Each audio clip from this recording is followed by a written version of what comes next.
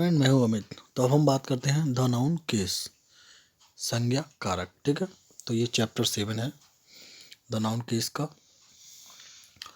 तो देखिए, यहाँ हम जान लेते हैं द नाउन केस क्या है। ठीक है, तो कारक वह होता है जो वाक्य में संज्ञा का अन्य शब्दों के साथ संबंध बतलाता है।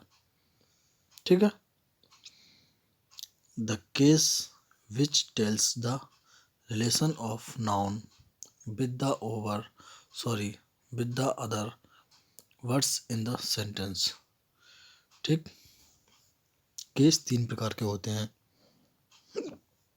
नंबर 1 नॉमिनेटिव केस, जिसे हम कर्ता कारक बोलते हैं हिंदी में। और नंबर 2 ऑब्जेक्टिव केस, जिसे कर्म कारक। और नंबर 3 पॉसेसिव केस, संबंध कारक। ठीक है, पॉसेसिव केस ये तीसरा होता है, ये लास्ट है। ठीक है ना। तो नॉमिनेटिव केस यानी कर्ता कारक को जान लेते हैं। यहाँ है, जिस शब्द से किसी क्रिया का कर्ता अर्थात कार्य करने वाला प्रकट होता है वह सब्जेक्ट ऑफ ए वर्ब कहलाता है, जिसे कर्ता कारक नॉमिनेटिव केस भी कहते हैं। जैसे सुधा ब्रॉट मी ए बुक, हरी सा ए स्नैक। ठीक, नोट, नॉमिनेटिव केस ज्ञात करने के लिए क्रिया यानी वर्ब के साथ हु कौन लगाकर प्रश्न करते हैं तो उत्तर में नॉमिनेटिव केस मिल जाता है। जैसे पहले उदाहरण में हु ब्रॉट कौन लगाया है, ठीक है, उत्तर सुधा। इसी प्रकार दूसरे वाक्य में हु सा किसने देखा, उत्तर हरी। इस प्रकार उपयुक्त वाक्यों में सुधा एंड हरी नॉमिनेटिव केस है। ठीक, दूसरा आ जाइए ऑब्जेक्टिव केस। ठीक है, यानी कर्म कारक। तो यहाँ है, क्रिया वर्ब का प्रभाव जिस पर पड़ता है वह ऑब्जेक्टिव केस होता है। ऑब्जेक्टिव केस की पहचान के लिए क्रिया के साथ वॉट या वॉर्म का प्रयोग करते हैं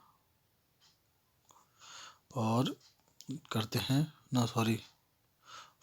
वॉर्म का प्रश्न करने पर ऑब्जेक्टिव केस मिलता है। जैसे Sita eats the food, Diksha sing a song. देखिए, पहले उदाहरण में क्रिया के साथ क्या लगने पर क्या खाती है, उत्तर मिला फूड। ठीक है, दूसरे वाक्य में क्रिया के साथ क्या लगाने पर क्या गाती है, उत्तर मिला सॉन्ग। इस प्रकार दोनों वाक्यों में फूड और सॉन्ग ऑब्जेक्टिव केस है। ठीक है, क्लियर। अब आ जाइए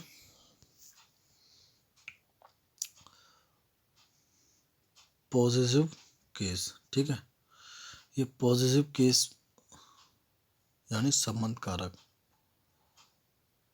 वह शब्द जिसमें किसी वस्तु या प्राणी पर अधिकार प्रकट होता है पॉसेसिव केस होता है। जैसे हरीश पेन, लता सिस्टर। नोट, पॉसेसिव केस में हुज रखकर प्रश्न करते हैं तो प्रश्न में पॉसेसिव केस मिलता है। नंबर 2 आता है, निर्जीव वस्तु का पॉसेसिव केस बनाने के लिए नाउन से पहले ऑफ का प्रयोग करते हैं। जैसे the pen of the school, the beauty of the Taj. ठीक, तीसरे में प्लूरल नाउन के अंत में यदि शब्द का अंतिम अक्षर एस हो तो अपोस्ट्रोफी का चिन्ह बाद में लगाया जाता है। जैसे girls school, dogs tail, boys hostel आदि। चौथा, प्लूरल नाउन के अंत में यदि शब्द का अंतिम अक्षर एस ना हो तो